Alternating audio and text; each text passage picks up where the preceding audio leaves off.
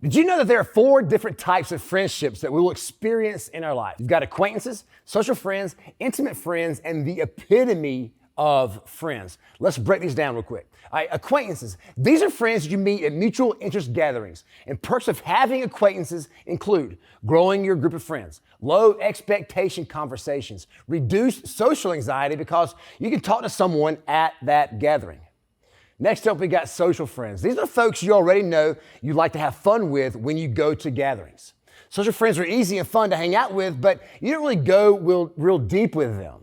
Perks of having social friends include part of being a larger community together, a step deeper into widening your circle of friends, and easy, low-pressure dialogue.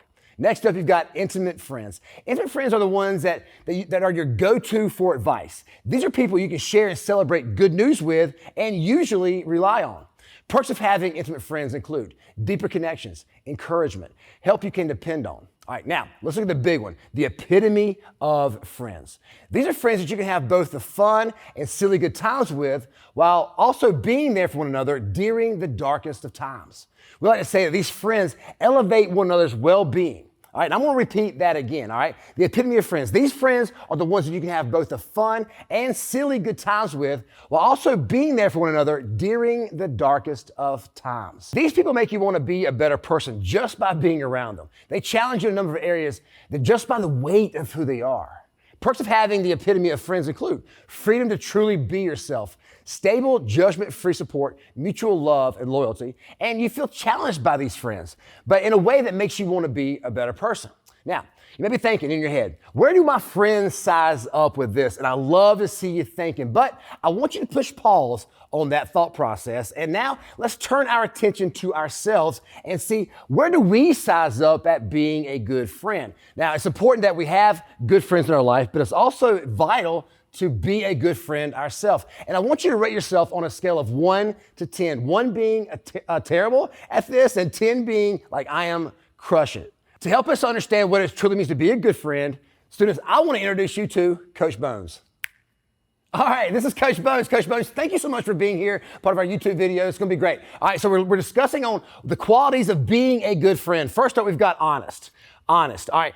Can you be trusted? Do you tell the truth? All right. Do you exaggerate or tell lies? Honesty, being honest is very crucial for being a quality friend. Now, next up we got accepting. Boom. Are you accepting? Are you a friend that accepts others for who they are? Next up we've got low maintenance. Are you a low maintenance friend or are you always dramatic? Meaning there's always something stressful happening in your life. On deck next, we've got non-judgmental. When others are around, do you make them feel comfortable and confident? Or are you always picking on people and making them the butt of your jokes? Non-judgmental. Next up, we've got loyal. Are you there for people and have their backs if something goes down? Can people count on you to be there for them? Or are you always trying to throw somebody under the bus just to protect yourself?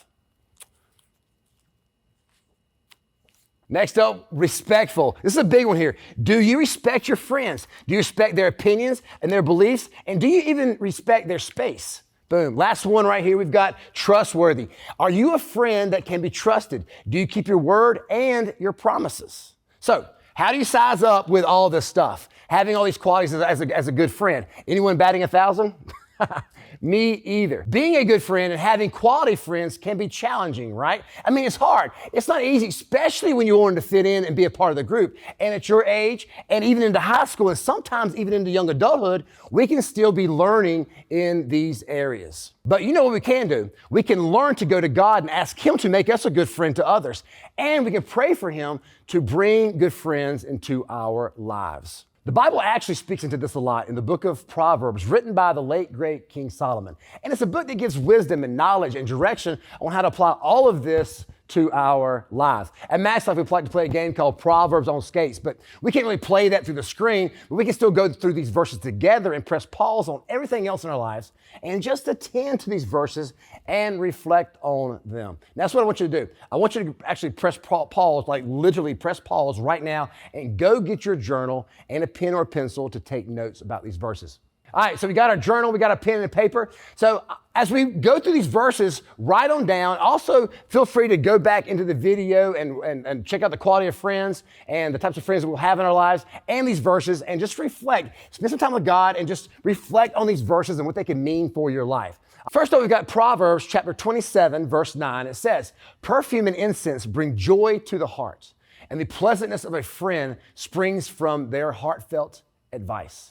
Proverbs chapter 17, verse 17 says, "A friend loves at all times." Proverbs 17:9 says, "Whoever would foster love covers an offense, but whoever repeats the matter separates close friends."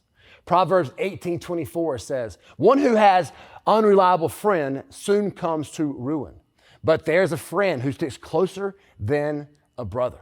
Proverbs 16:28 says, "A perverse person stirs up conflict, and gossip separates close friends." Last one for you. Proverbs 13:20 says, "Walk with the wise and become wise, for a companion of fools suffers harm." That's truly reassuring and encouraging. And it makes me so thankful for all the good friends in my life. I mean, it really does. Our prayer is that you would continue to look at these verses, learn and memorize them as we all lean into God and work on being a good friend. That's all we got, students. You are never alone. Have an awesome week.